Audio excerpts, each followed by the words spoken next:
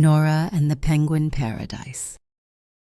Far across the frozen seas, where glaciers sparkled like diamonds and northern lights painted the sky in ribbons of color, a young adventurer named Norah touched down her seaplane on the pristine Arctic waters. She had traveled to this remote corner of the world, hoping to find peace in its quiet snowfields. But what she discovered instead would change her heart forever. As Norah stepped onto the snowy shore, she rubbed her eyes in disbelief. Instead of the polar bears and Arctic foxes she expected to see, dozens of penguins were waddling about the snow-covered beach, wearing colorful scarves and tiny sunglasses. A particularly dignified king penguin, wearing a cheerful yellow sun hat, approached her with a gentle waddle.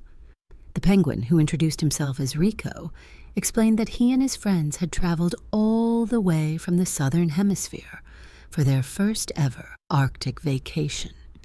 They had always lived in the cold waters near Antarctica, but wondered what the other side of the world might be like.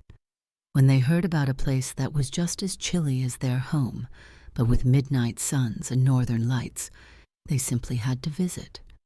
All around her, Norah discovered different penguin species enjoying their northern holiday.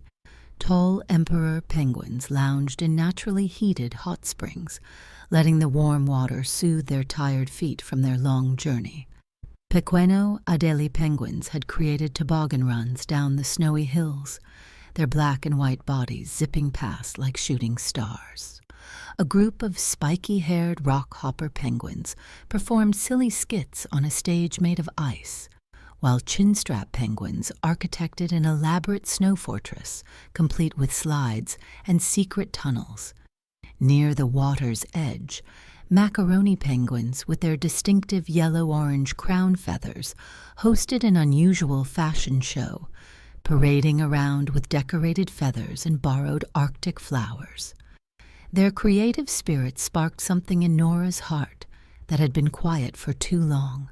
As the day unfolded, Norah found herself drawn into one penguin adventure after another.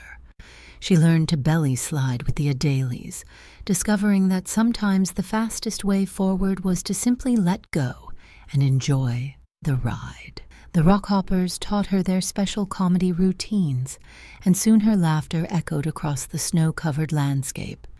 When the macaroni penguins invited her to paint delicate snowflake patterns on their feathers, Norah realized how long it had been since she'd simply played and created something beautiful just for fun.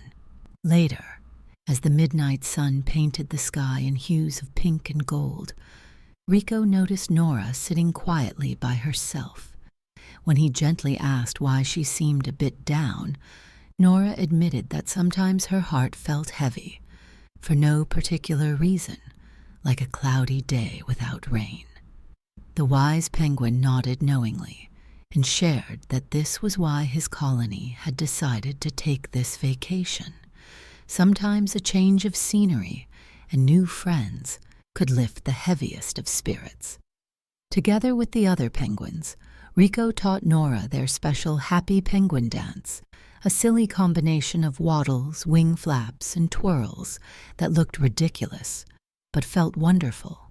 Soon, Norah found herself spinning and waddling alongside her new friends, giggling until her sides hurt. As the time came for Norah to return home, she looked at her penguin friends with new eyes.